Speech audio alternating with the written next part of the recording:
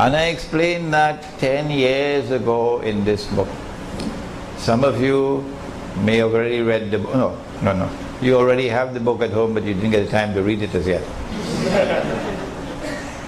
Jerusalem in the Quran. It explains this subject. We have this book in Bahasa as well.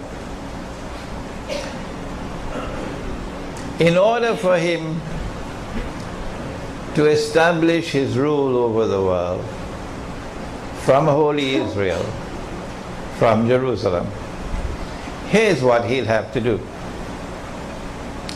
Number one, he'll have to liberate the Holy Land for the Jews. Because we Muslims, we have control of the Holy Land.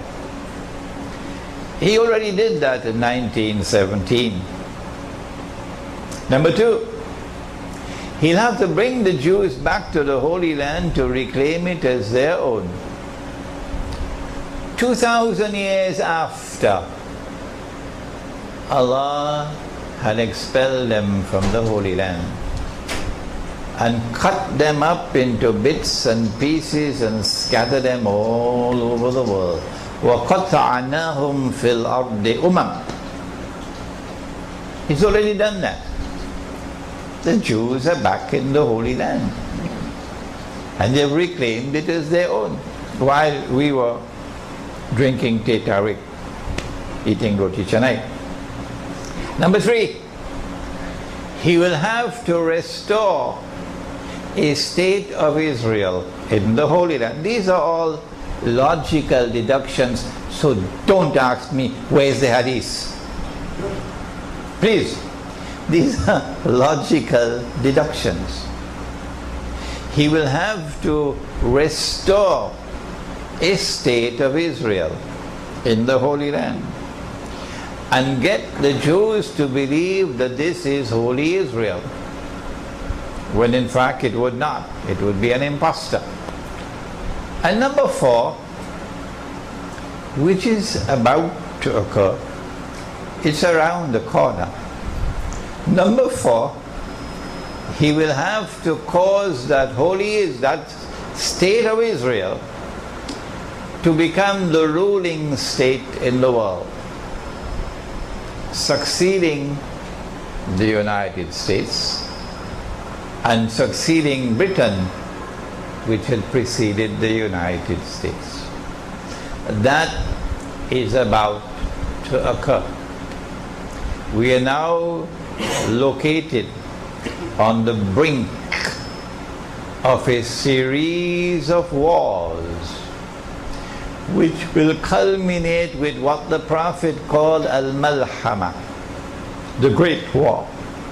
And that Great War will make the First World War and the Second World War look like peanuts.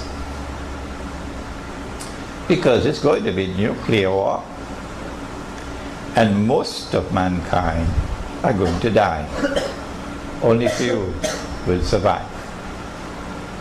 That's the Malhama. So Israel won't have to rule over 6 billion people. Oh no. There'll be much less. A more manageable number of people will be on the face of the earth at that time. It is only when Israel succeeds the United States as the ruling state in the world. And of course for that you got to bring down the US dollar. US dollar is about to collapse. Bring down the US economy. US economy is about to collapse. Bring down all the paper money in the world. It's bogus and fraudulent and utterly haram paper currencies. Bring it down. That's about to happen. And replace it with electronic or digital money, which will not be under the control of governments. No, banks. Banks are going to control electronic and digital money. And the banking system around the world is one system. You cannot be a bank in that system unless you conform to the rules of the system. And who controls the banking system in the world? The Zionists. And they're the ones who created the state of Israel. And so Israel is well placed. Israel will also have to wage great wars and also bring down the United States militarily. But in previous lectures I have suggested how that will happen. When Israel assumes the status of ruling state in the world, and Pax Judaica replaces Pax Americana, in the same way that Pax Americana replaced Pax Britannica. At that time, eventually a man will emerge in Jerusalem. He can come out of another place, but he will be in Jerusalem when he declares, I am the Messiah. He's ruling Jerusalem, ruling the world from Jerusalem.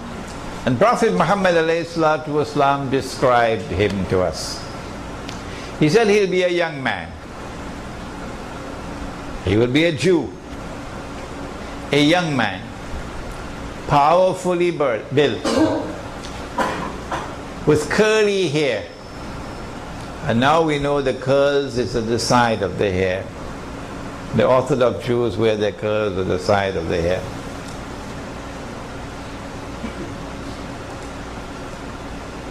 This man will declare, I am the Messiah.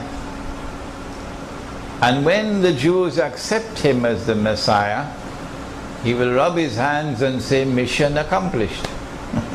Mission accomplished. By my calculation, and of course I can be wrong, by my calculation, we are probably about 25-30 years away from that now. And I have spent a long time in the study of this subject. Ilmu Akhirul Zaman, or Islamic eschatology. I have written more books on this subject perhaps than anyone in English in the modern age.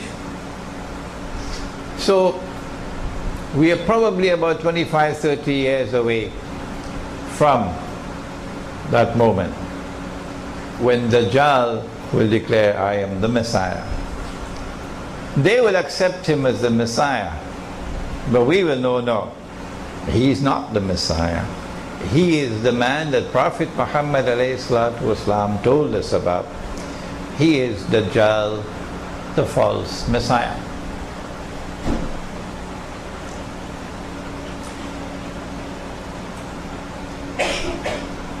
I now want to distinguish between two terms concerning Dajjal. One is his release, and the other is his khuruj.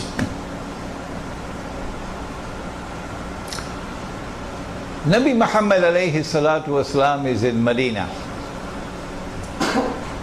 and Tamim ad-Dari comes to him and tells him about an event which occurred. And the Prophet ﷺ then narrates that event.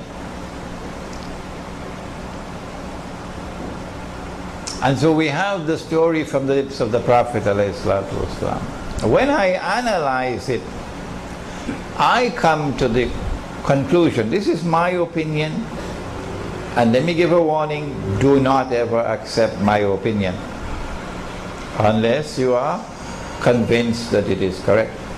Show respect for your own rational faculty. Study the subject before you accept my opinion. My opinion is that this was not an actual event, but rather a vision. And I can explain to you in the question and answer session why I came to that conclusion. Tamim ad-Dari said that he and some of his companions were on board a ship.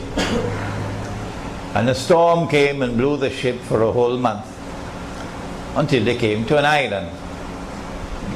When they got off the ship, came on shore on the island, they were confronted by a very hairy beast or creature. So much hair you could not tell which side was head and which side was tail. And the creature spoke and said, I am just a spy.